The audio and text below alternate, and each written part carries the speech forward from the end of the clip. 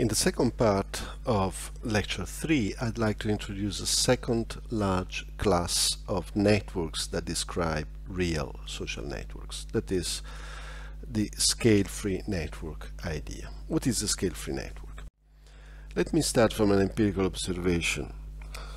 If I represent real social networks, what I find is the presence of a hierarchy of massively connected areas, massively connected zones of the network. If we take Facebook, typical representation of a social network, we find areas of very high and very dense social connections, and we find a hierarchy of these areas. There's usually a biggest one, followed by smaller but still highly densely connected. And surrounding these hubs, we find very sparsely connected areas. If we look at the representation of the internet, this is many years ago, we also find the same hierarchy of massively connected areas, followed by less densely connected areas. This is not explained by the small world theory. The small world theory explains why we have the coexistence of if you want, village and city situations. It explains the 6 degrees of separation. It doesn't explain the hierarchy of massively connected hubs. To explain that, to introduce a scale-free network theory, I need to specify a couple of properties of statistics. Let's imagine we look at the network of roads connecting American cities. We find the same situation in other nations. What we notice here is that cities have a limited number of roads connecting them with other cities. Let's imagine that the average is, say, 4. We have cities like, say, Indianapolis with 6, other cities with probably more connections, let's say 8 or 9 or 10, some with less than the average 3 or 4, but we do not find any cities with thousands of incoming roads. So this is a network represented by what we call in statistics a bell-shaped distribution, which represents the distribution of links per node. We find that the majority of nodes will have an average number of links, and other nodes will have a different number of links, but the variance, that is the distance from the average, is limited. If we look instead at another transportation network, in this case the flight transportation network in the United States, but again we find similar properties in large nations, we find in this case the presence of massive hubs. We find that certain airports have got a massive number of flights, and the majority of airports instead having just few flights. This situation is not represented, cannot be represented by a bell-shaped distribution. It is instead represented by a different distribution called a long tail, or also a power law distribution.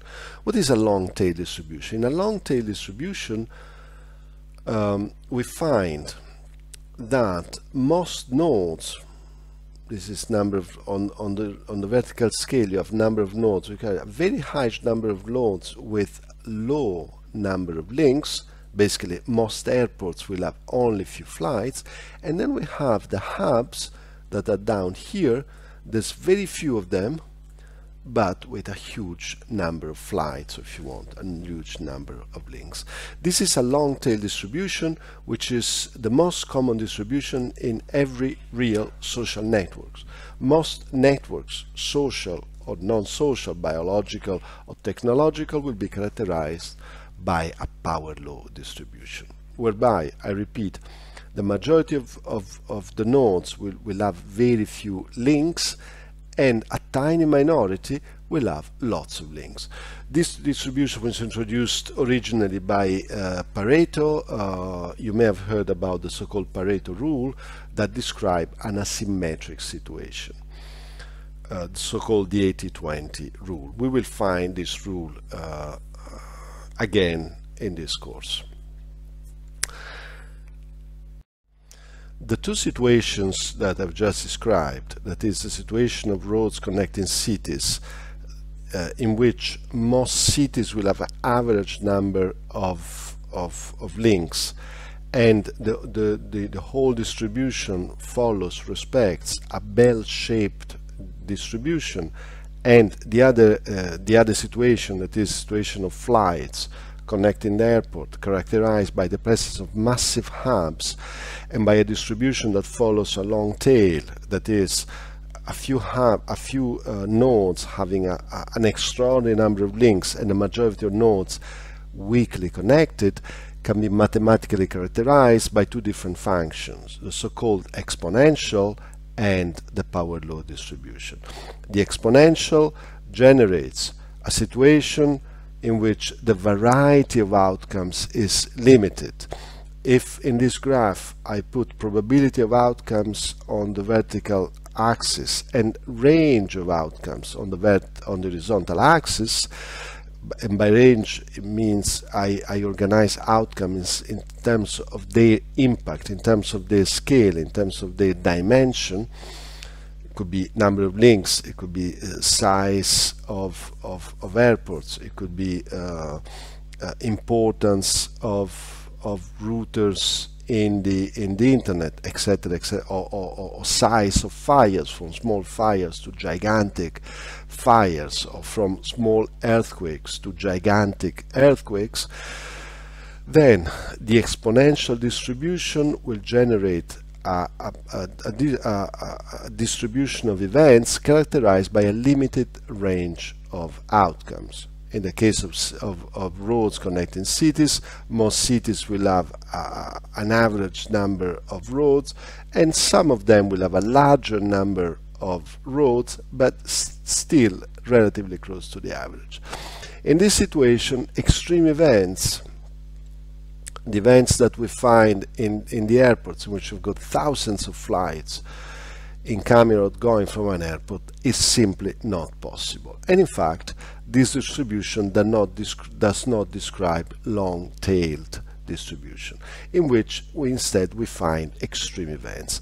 These distributions are characterized by long-tail distributions in which, as the word says, the tail goes on and on to cover larger and more extreme outcomes. So extreme situations are likely to be described by a power law distribution, not by a bell-shaped distribution. A famous book that analyzes the impact of power laws, especially in finance, is called The Black Swan. The Black Swan it introduces a characterization of these two extreme situations that are named Mediocristan and Extremistan. Let me please clarify that the graph on the right hand side of this slide is the same graph as the one on the left hand side, but I've taken the logarithm of both axes. If I take the logarithm of a bell-shaped distribution and a power law curve, the bell-shaped will be characterized by the fact that it has a cutoff, so a maximum range of events that is likely to happen, whereas the power law curve is characterized by a straight line on a double log representation that goes on and on and on. So extreme outcomes are likely to happen in a power law distribution, but not in a bell-shaped distribution, as I said. Hence, the bell-shaped distribution is a distribution in which the variety of event is limited, and this is why Nassim Taleb, the writer of The Black Swan, defines it as the situation as Mediocristan. where by mediocre we mean that most events are relatively similar to the average, whereby event in a power law curve is called extremistan because extreme events here are likely to happen. How do scale-free networks emerge? They basically emerge by predominantly one mechanism, which is called the preferential attachment. Preferential attachment is a mechanism whereby new links that are added to an existing network tend to connect to the most connected nodes. So this is a situation characterized by the fact that the most connected nodes tend to gain more links at the expense of the less connected nodes.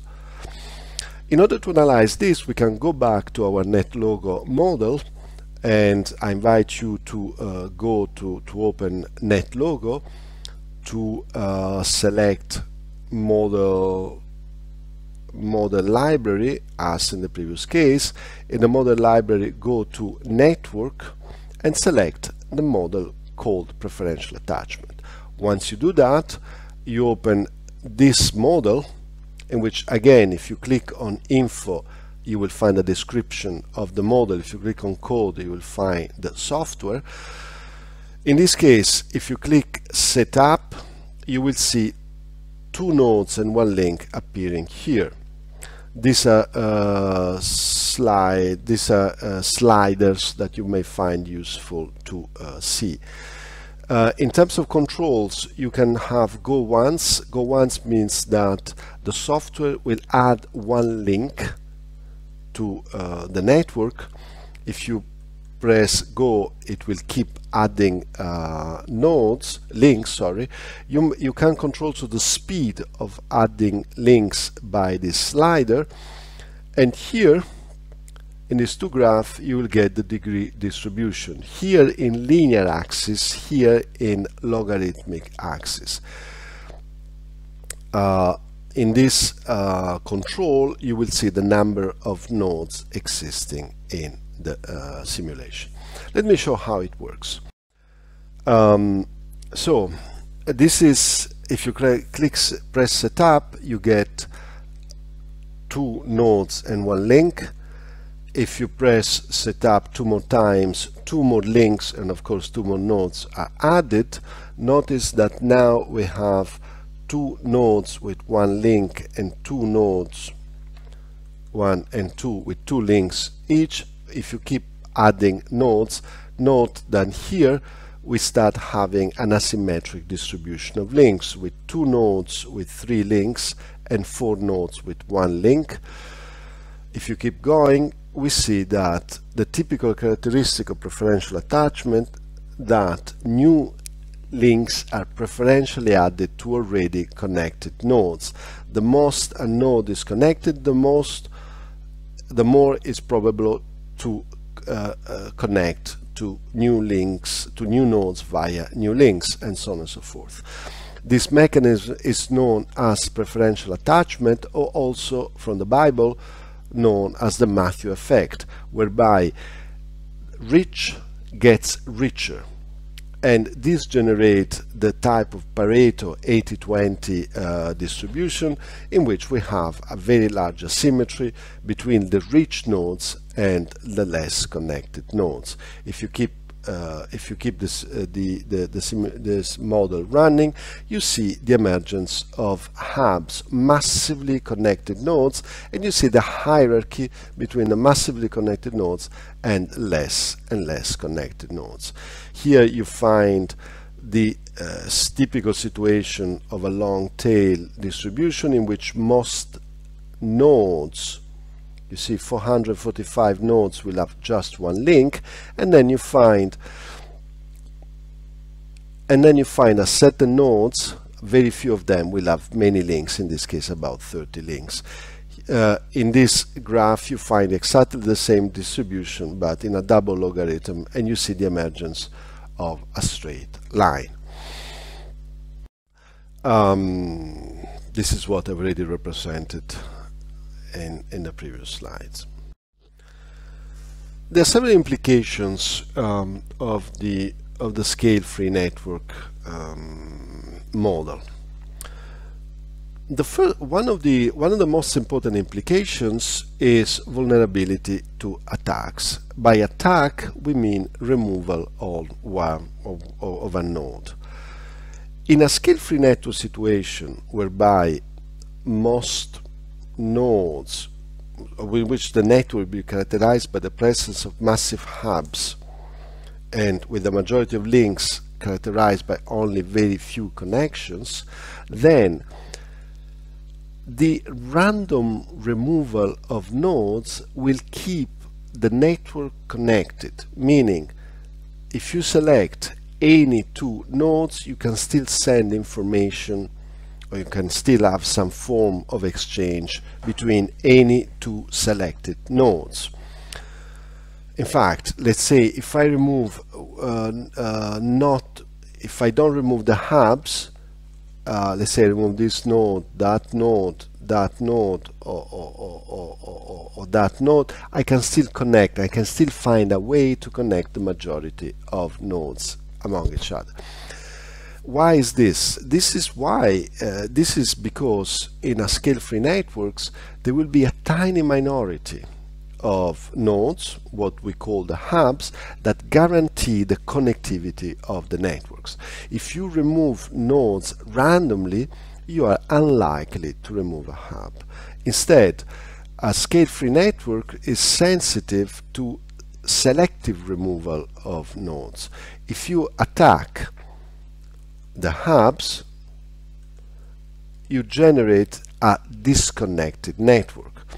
In the case of the transportation network, the two transportation networks we saw, roads and flights, if you block some nodes, some roads randomly, you can still find a way to connect any two cities. Whereas in the flight situation, if you remove the hubs, the Dallas, the New York, and the Los Angeles, you fragment the transportation network into sub-networks that do not communicate with each other. Of course, the theory has got very relevant implications in terms of national security and so on. The other typical example is the internet. The internet is robust to removal of random nodes up to, you can remove up to 80% of the nodes and still be able to connect almost any two nodes randomly selected. But if you remove the main hubs, the New York Times, the Google, and the major service providers, say in China, you will fragment the internet into unconnected sub-network. So you can imagine that the implication of scale-free networks and the mathematics behind is very, very important. What are the take-home points? Take-home points is most social networks are small world, and the majority of those small world networks are also scale-free. Scale-free networks are always small world, means the 6 degrees of separation is valid, that is, you can send information between any two nodes by a relatively short path. In addition, in a scale-free networks, you have that the distribution of nodes is highly asymmetric, and the hubs will guarantee the connectivity of the network. The hubs will be the backbone, will be the architecture of the networks. Most scale-free networks formed by a process of preferential aggregation, preferential attachment, which is also called the Matthew effect, that is, rich gets richer effect. This generates the 80-20 situation, or it generates, in any case, the power law or long tail distribution, which we saw. As an add-on, a power law, a long tail distribution is usually generates by a self-organizing dynamic. If the network is controlled, is hierarchically controlled, it usually generates a distribution which is different from the typical long tail distribution of of a power law distribution. Finally, scale-free networks, as we said, are robust to random attack, but they're easily destroyed by attacks that remove the hubs of the distribution. This is an interesting video that you're invited to watch on the relationship between Pareto, power law, and risk and resilience in networks. I will advise you to read some articles. The first article by Barabasi and Bonabo appeared in Scientific American. It's a very interesting and simple article. If you want to explore some of the managerial implications of power law distributions and power law networks, I published a paper in which we explore the implications for management. Two very the book by Watts called 6 Degrees: The Science of a Connected Age is an excellent description of the science and the history of small world and scale-free distribution. The book by Gladwell called The Tipping Point is an interesting, very easy to read analysis how social situations are characterized by asymmetric distribution, how dominant effects can spread very, very quickly over scale-free and small world networks.